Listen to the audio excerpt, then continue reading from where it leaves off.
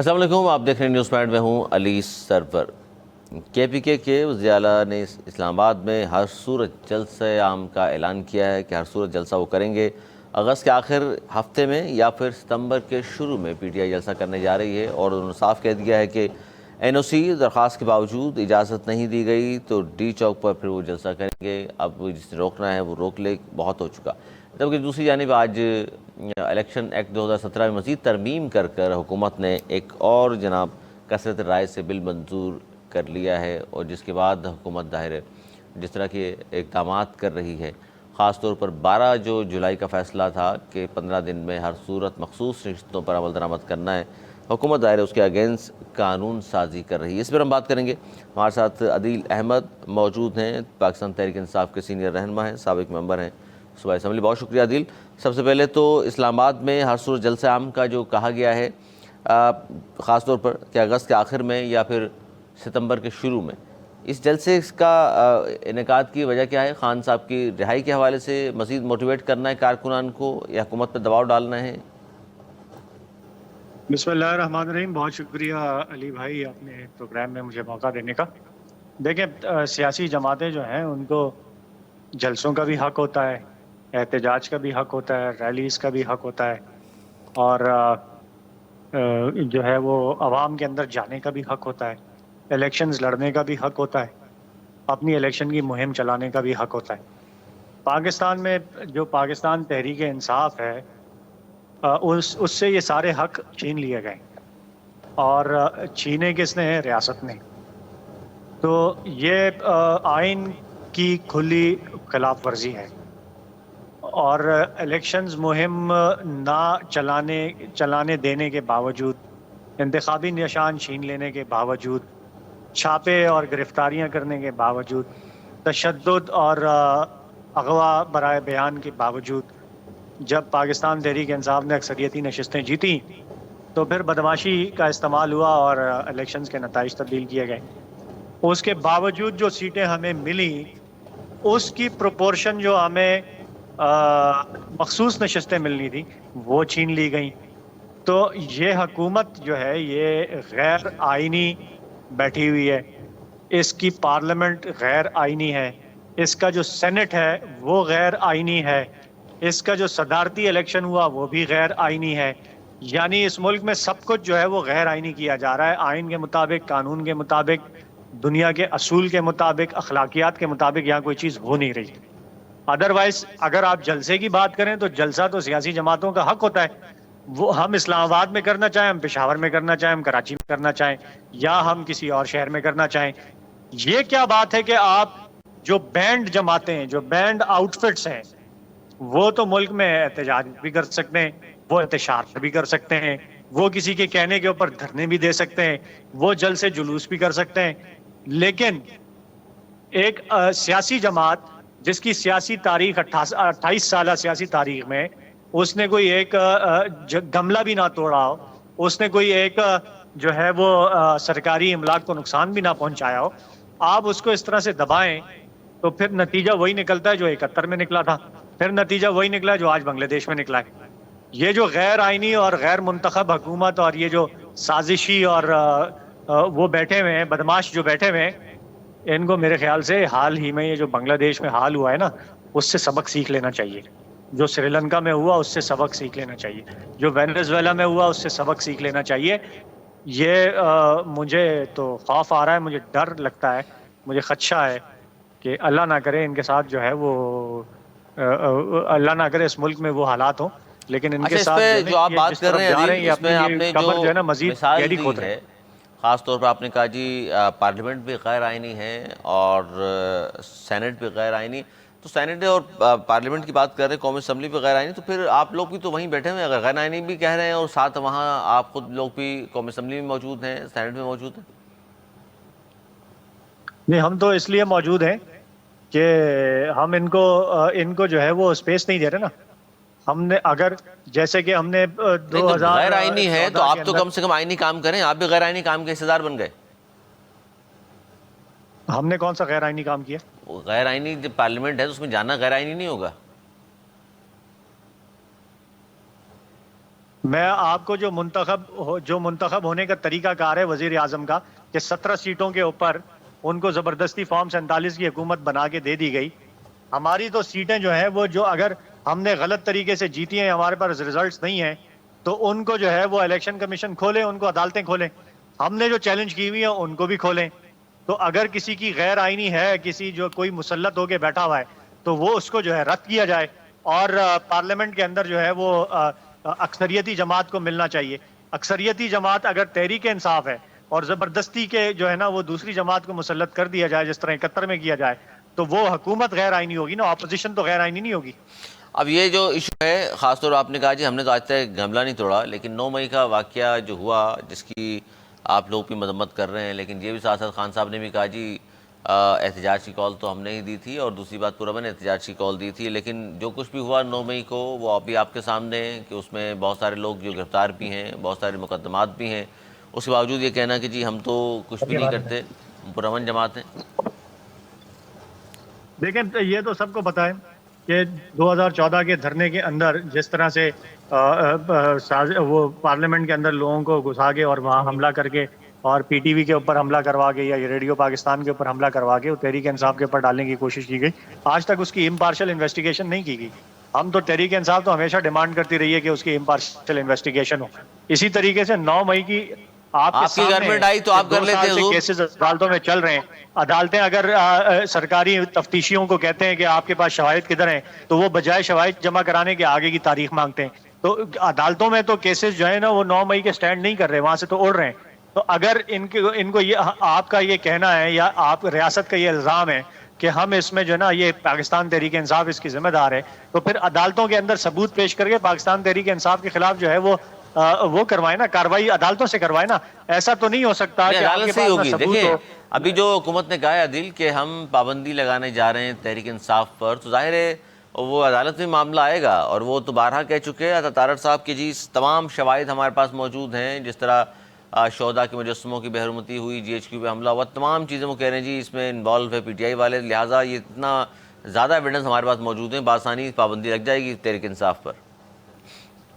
دیکھیں یہ مجھے تو نہیں پتا کہ کون سے ایویڈنس اور کون سے شواہد کی بات کر رہے ہیں جو یہ عمر چیمہ کے کیس میں ابھی تک پیش نہیں کر سکے، جو یہ یاسمین راشد کے کیس میں ابھی تک پیش نہیں کر سکے، جو یہ عالیہ حمزہ کے کیس میں ابھی تک نہیں پیش کر سکے، جو یہ ختیجہ شاہ کے کیس میں ابھی تک نہیں پیش کر سکے، جو یہ صنم جاوید کے کیس میں ابھی تک نہیں پیش کر سکے، جو اس کے علاوہ ہزارہ کارکنان اور لیڈران جو جیلوں میں ہیں، جو کہ ان مقدمات میں تھے، جن کو عدالتیں بری بھی کر رہی ہے، وہاں تو یہ نہیں پیش کر سکتے.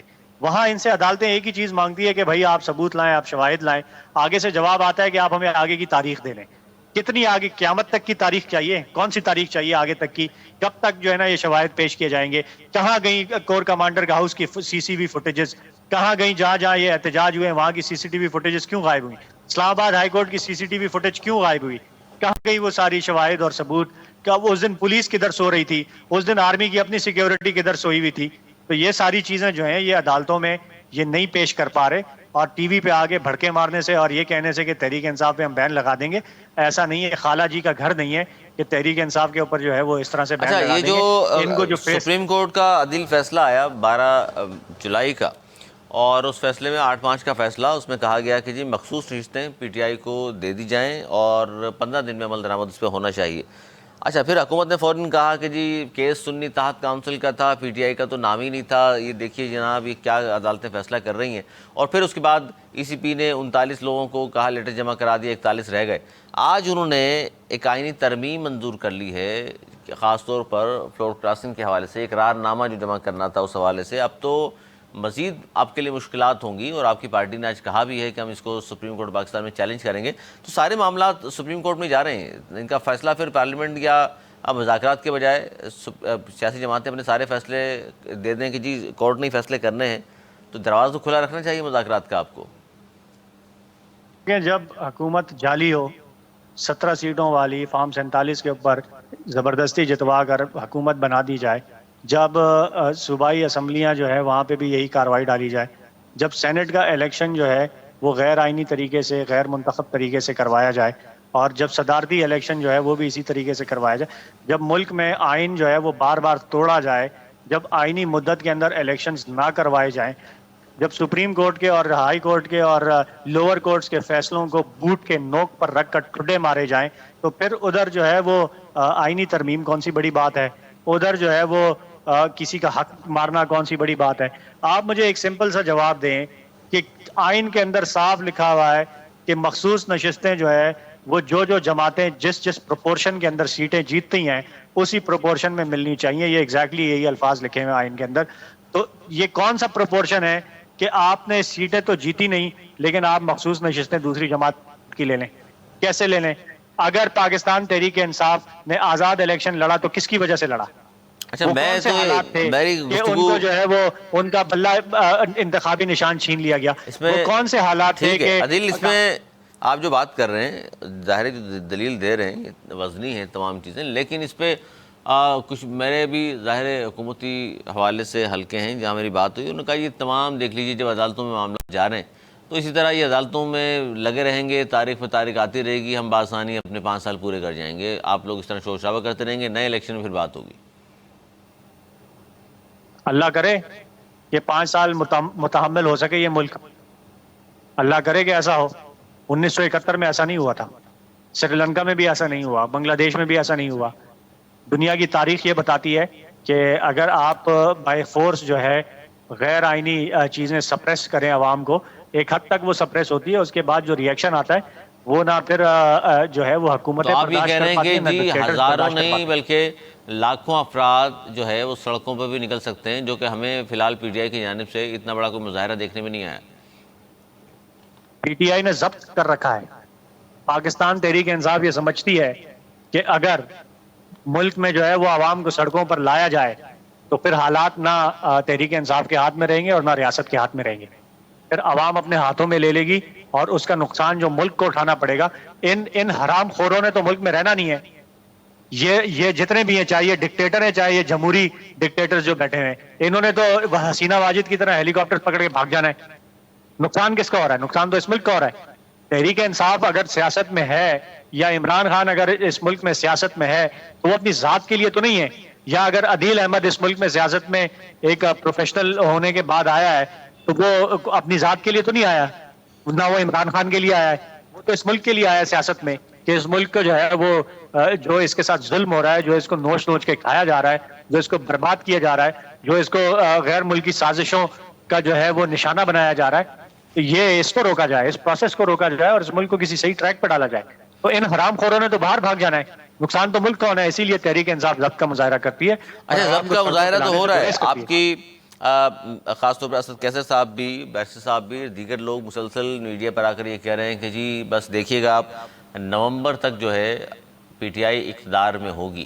تو یہ نومبر اور دسمبر کی تاریخیں جو آپ دے رہے ہیں یہ کس بنیاد پر ہیں؟ چیف جسٹس صاحب کی تبدیلی کے حوالے سے ہے یا امریکہ میں کوئی تبدیلی آ جائے گی تو وہاں سے کوئی ہیلپ آ جائے گی؟ وجہ کیا ہے؟ نومبر دسمبر میں بہت پر امید ہیں آپ لوگ. دیکھیں میں یہ سمجھتا ہوں کہ اگر اس ملک نے حقیقی طور پہ آزاد ہونا ہے اور اگر ہم نے آزادی لینی ہے نا امریکہ کے اوپر نظریں لگا کے، تو وہ اس آزادی سے نہ لینا بہتر ہے. ہمیں کسی فارن پاور کی، ہمیں کسی چیف جسٹس کے آنے جانے کی، ہمیں کسی آرمی چیف کے آنے جانے کی یا ہمیں کسی اور سیٹنگ کی ضرورت نہیں ہے. اس ملک میں انصاف کے نظام کے قیام کی ضرورت ہے، آئین کی بالادستی کی ضرورت ہے اور اس ملک میں کوئی قاعدہ قانون نافذ کرنے کی ضرورت ہے. اس کے تحت عوامی طاقت سے اگر کوئی تبدیلی اس ملک میں آتی ہے وہ دیر پا ہوگی اور وہ تحریک انصاف کو قابل قبول ہوگی. اس کے علاوہ اگر کسی کے کندھے کے اوپر چڑھ کر آنا ہے یا کسی اور سے غیر اللہ سے امید باندھ کے رکھنا ہے تو میرے خیال سے اس سے بہتر یہ ہے کہ مر جائیں ایسے ہی. وہ پھر آزادی وہ بھی نہیں کہلائے گی. تو اس کا جواب نہیں دیا آپ نے. نومبر دسمبر میں آپ بھی پر امید ہیں کہ آپ کی حکومت ہوگی؟ میں یہ سمجھتا ہوں کہ یہ جو بیٹھے ہوئے نا یہ خود چھوڑ کے بھاگیں گے. ان سے چل نہیں رہا یہ ملک اور حالات جو ہیں وہ ان کے کنٹرول سے دن بدن باہر ہوتے جا رہے ہیں. تو یہ خود چھوڑ کے بھاگیں گے. ان کے بس کی بات نہیں ہے اس ملک کو اب مزید چلانا. ان کی بس کی بات نہیں ہے ملک کو مزید چلانا، یہ خود بھاگ جائیں گے. عدیل احمد ہمارے ساتھ موجود تھے، پی ٹی آئی کے سینئر رہنما. ایک چھوٹا سا بریک لے لیں اور بریک کے بعد ایک اور خبر ہے جس پر ہمیں بات کرنی ہے. ایک حسینہ تھی اور ایک ہندوستان ہے، اس پر ہمیں بات کرنی ہے. اس بریک کے بعد کہیں مت جائے گا، دیکھتے رہیے نیوز پوائنٹ.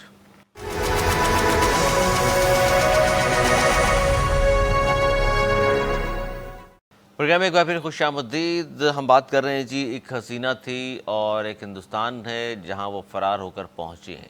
یہ پوری سٹوری کیا ہے اور کیوں وہاں احتجاج شروع ہوا اور پھر احتجاج اتنا زیادہ بڑھا, خاص طور پر اسٹوڈنٹ نے احتجاج شروع کیا تھا, اس کے بعد احتجاج اتنا زیادہ بڑھ گیا کہ 300 افراد ہلاک ہوئے وہاں پر, اور جس دن فرار ہوئی ہیں یہ ملٹری ہیلی کاپٹر میں ہندوستان, اس دن بھی 56 افراد وہاں ہلاک ہوئے. بات شروع ہوئی تھی کوٹا سسٹم سے, کوٹا سسٹم اور پھر رضاکاروں کی اصطلاح وہاں استعمال کی گئی, اور حالانکہ مسلسل 15-16 سال سے یہ حکومت میں وہاں موجود تھیں, اور کہا جاتا ہے جی کہ بنگلہ دیش کو معاشی طاقت بنانے والی یہ خاتون, جن کا آمرانہ رویہ عوامی غصے کا باعث بنا ہے. اسی پر ہم بات کر رہے ہیں. ہمارے ساتھ سینئر صحافی تجزیہ کار حماد حسن موجود ہیں.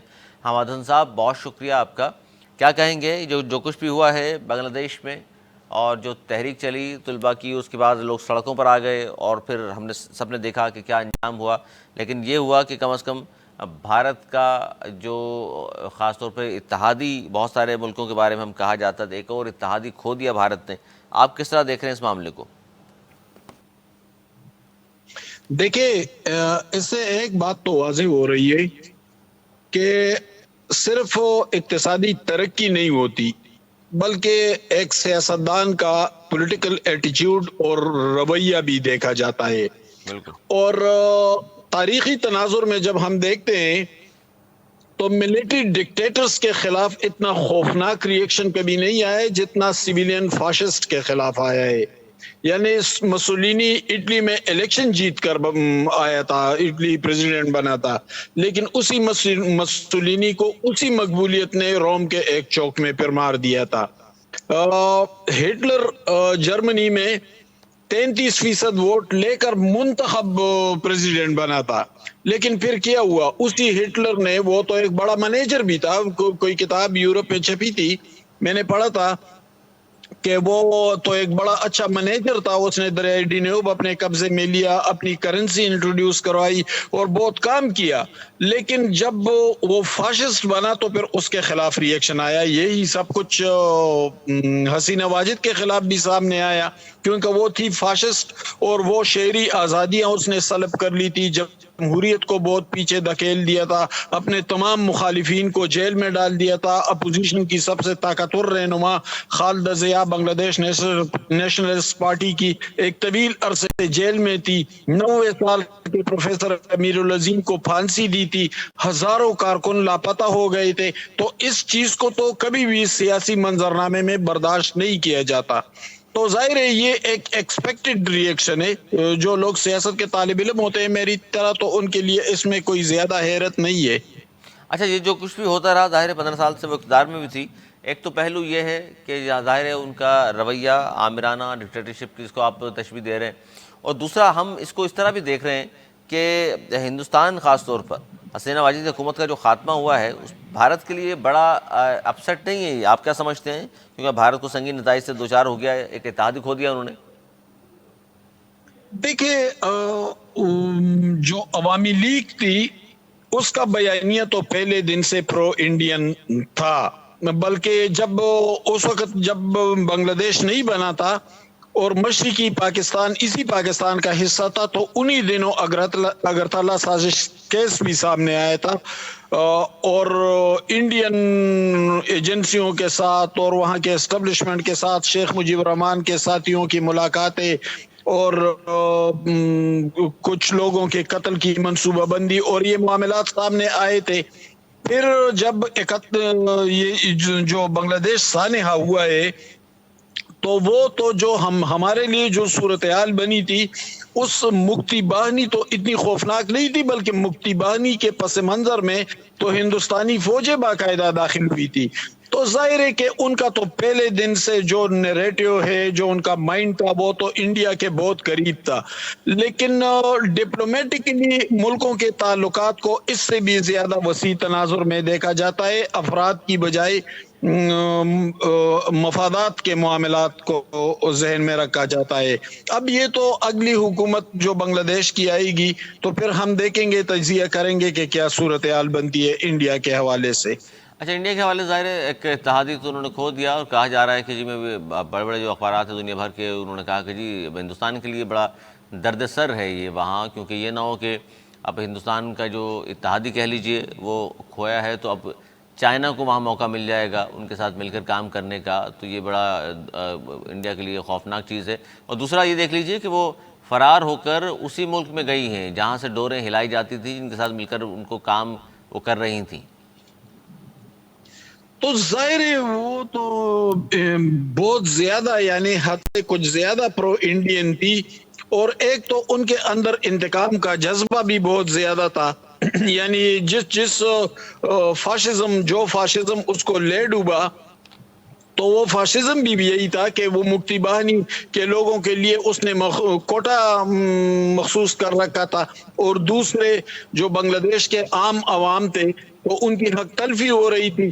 تو ظاہر ہے کہ وہ شیخ مجیب الرحمان اور عوامی لیگ اس وقت انڈیا کے بہت قریب تھے، اور پھر یہ اس لیگیسیز کو لے کر چل رہی تھی، تو اس نے انڈیا ہی بھاگنا تھا، اور مستقبل میں ہم دیکھیں گے کہ وہ پھر بھی انڈین مدد لے گی۔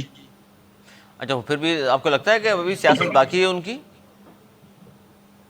جی حسینہ واجد کی لگتا ہے آپ کو ابھی بھی سیاست باقی ہے؟ دیکھیں، ہم اگر جذباتی تجزیہ نہ کریں تو فوری طور پر ہم یہ نہیں کہہ سکتے کہ ان کی سیاست مکمل طور پر ختم ہوئی ہے۔ یہ تو ایک حدت والی فضا ہے، ذرا بہت جذباتی فضا ہے۔ یہ تو ذرا معاملات ٹھنڈے پڑ جائیں تو پھر ہم دیکھیں گے کہ اس کی پارٹی اور اس کی مقبولیت اچھا، کی ایک کیا تو پوزیشن مقبولیت، ہے۔ اس میں میں تاہم نے موجودہ منظرنامے میں تو انہیں ایک جی حماد حسن صاحب، میں اس لیے میں نے یہ بات شدید رد عمل کا سامنا تو بہرحال فی الحال انہیں ہے۔ اچھا، میں نے سوال جی جی اس لیے بھی کیا کہ ایک تو ظاہر ہے اس وقت تو ان کو جس رد عمل کا سامنا ہے، اور عوام کا غصہ اپنی جگہ اور وہاں کے معاملات اپنی جگہ، لیکن ان کی ایج بھی آڑے آئے گی نا، 76 سال کی ہیں، اگر 4 5 6 سال کے بعد بھی کوئی بات بنتی بھی ہے تو ظاہر ہے وہ اتنی عمر رسیدہ ہو چکی ہوں گی کہ میرا خیال ان کے لیے بڑا مشکل ہوگا سروائیو کرنا سیاست میں۔ دیکھیں، ان کے خلاف اتنا طاقتور اور اتنا خوفناک ریئیکشن سامنے آیا ہے کہ یہ ریئیکشن ٹھنڈا ہوتے ہوتے کئی سال لے گی۔ تو فی الحال تو مطلب ہے اس کو سیاسی منظرنامے پر دیکھنے کا امکان کتن نہیں ہے چند سال تک۔ اور جیسے کہ آپ نے بات کی کہ 76 اس کی ایج ہے، تو پھر وہ تو چلو اس پہ تو ہم بات نہیں کر سکتے کہ اس کی ہیلتھ کنڈیشن کیا ہوگی، لیکن اگر اچھی ہوگی بھی تو سیاسی پوزیشن اس کی کیا ہوگی، ہم تو سیاسی پوزیشن پر بات کریں گے، اس کا تجزیہ کریں گے۔ تو اچھا، سیاسی تو اب فی جو الحال تو اس کے لیے انتہائی ناسازگار حالات ہیں۔ دوسری بات یہ کہ وہاں پر جماعت اسلامی اٹھ کھڑی ہوئی ہے، اور جماعت اسلامی وہ جماعت ہے جس نے مکتی باہنی کا انتہائی ناسازگار حالات میں مقابلہ کیا، اور پھر انہوں نے بعد میں بھگتا بھی۔ یعنی جیسے کہ میں نے بات کی کہ پروفیسر امیر العظیم کو 90 سال کی عمر میں ابھی اس نے پھانسی دی تھی۔ تو انتقام اور اشتعال اور غصہ یہ تو اس عورت کے اندر بہت تھا، اور جماعت اسلامی سے تو اس کی دشمنی چلی آ رہی تھی۔ تو ظاہر ہے کہ اس پروٹیسٹ کو، اس انتہائی طاقتور اور توانا پروٹیسٹ کو لیڈ ہی جماعت اسلامی نے کیا ہے۔ تو جماعت اسلامی اب بنگلہ دیش میں ایگزسٹ کرے گی، اور اس کی جو طاقتور مخالف ہے خالدہ ضیاء، تو اس کو بھی رہا کر دیا گیا کل۔ تو ظاہر ہے کہ خالدہ ضیاء آئے گی تو پھر عوامی سطح پر وہ اسے ویلکم کیا جائے گا، چونکہ وہ بھی پرائم منسٹر رہی ہے اور اس کی ایک بہت بڑی فالوئنگ ہے بنگلہ ظاہر ہے دیش وہ تو حسینہ واجد نے نیشنل۔ ظاہر ہے اپوزیشن کے بغیر انتخابات بھی کرا دیے تھے، پکڑ کر بند کر دیا تھا خالدہ ضیاء کو رہا کیا گیا ہے۔ جماعت اسلامی اور BNP کی جو وہاں جماعت ہیں ان کے سینکڑوں کارکنوں کی بھی ضمانتیں ہوئی ہیں، اور ظاہر پارلیمنٹ اب تو تحلیل کر دی گئی ہے۔ اچھا، اس سارے واقعے میں جو کچھ بھی ہوا ہے بنگلہ دیش میں چاہتا ہوں اس پہ بھی آخری سوال آپ سے یہ بھی کر لوں کہ فوج وہاں موجود تھی اور عدلیہ، ان دونوں کا کیا کردار دیکھ رہے ہیں اس پس منظر میں اس سارے واقعے کے؟ دیکھیں وہاں بھی تقریباً ہم سے ملتے جلتے حالات ہیں. یعنی وہ فوج جو ہے وہ بنیادی تربیت تو اسی جو ہماری فوج ہے اس کے ساتھ ہوئی تھی, تو ان کے نفسیات, ان کی تاریخ, وہ سب کچھ ہمارے جیسا ہے. دوسرا یہ کہ ان کا عدالتی نظام جو ہے وہ بھی ہمارے ساتھ چلا تھا. تو ظاہر ہے کہ وہاں پہ لیکن فوج نے کم از کم, ظاہر ہے کہ فوج کے پاس بھی تو دوسرا راستہ نہیں تھا. وہ لہر اتنی خوفناک تھی اور اتنی تیزی کے ساتھ اٹھی تھی کہ پھر فوج کے پاس دوسرا راستہ بچا نہیں تھا. حالانکہ چیف آف آرمی اسٹاف اس کا قریبی رشتہ دار تھا, لیکن پھر اسے 45 منٹ کے اندر اسے نکلنے کے لیے کہا گیا. تو کم از کم فوج نے یہ کیا اس کے ساتھ کہ اسے نکلنے کا راستہ فراہم کر دیا, ورنہ اس لہر کے سامنے تو ظاہر ہے کہ وہ جو صورتحال بنی تھی وہ تو آپ نے دیکھا ہے. لیکن فوج کے پاس, بنگلہ دیشی فوج کے پاس وہ راستہ نہیں تھا کہ وہ اس کو حسینہ واجد کو بچا لیتی.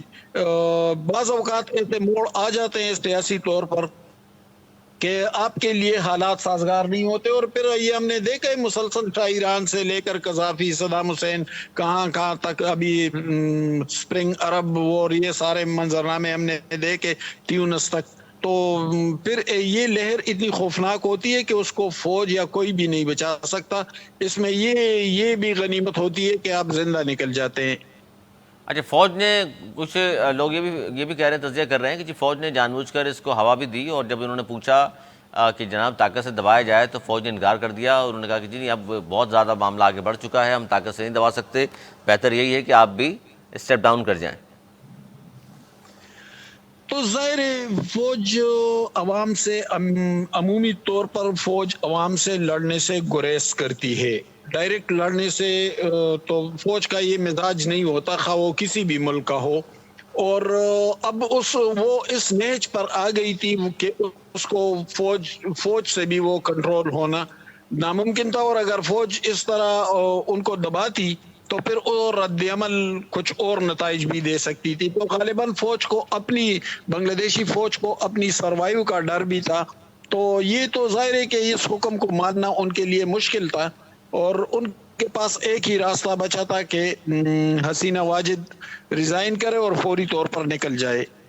اور یہی انہوں نے کیا. بہت شکریہ حماد حسن صاحب, آپ کا آپ نے تجزیہ دیا, وقت نکالا ہمارے لیے, بہت شکریہ آپ کا. ناظرین, یہ تھا آج کا ہمارا پروگرام جس میں ہم نے گفتگو کی خاص طور پر جو ہمارے ارد گرد ماحول میں کیا کچھ ہو رہا ہے, خاص طور پر بنگلہ دیش میں جو کچھ ہوا ہے, اور وہاں ان کی وزیر اعظم فرار ہو کر باہر چلی گئی ہیں, اور وہاں پر خالدہ ضیاء جو اپوزیشن لیڈر جن کو جیل باقاعدہ طور پر 17 سال کی سزا دے دی تھی, وہ باہر آ گئی ہیں. جماعت اسلامی اور BNP کے بھی سینکڑوں کارکنان جو ہیں ان کو بھی رہا کر دیا گیا ہے. وہاں صورتحال مسلسل تبدیل ہوتی چلی جا رہی ہے. جبکہ دوسری خبر ہم نے آپ کے سامنے یہ رکھی تھی کہ جناب اسلام آباد میں ہر صورت جو PTI کا جلسہ عام کا اعلان ہے وہ کیا کرنا چاہتے ہیں, وہ بھی کیا سڑکوں پر آنا چاہتے ہیں, کیوں بار بار بھی بات کی جا رہی ہے کہ نومبر دسمبر میں حکومت تبدیل ہو جائے گی, اس کا بھی PTI کا موقف آپ کے سامنے آیا. یہ تھا ہمارا آج کا پروگرام. اگلے پروگرام تک کے لیے مجھے اور میری ٹیم کو دیے اجازت. مولانا کی بان.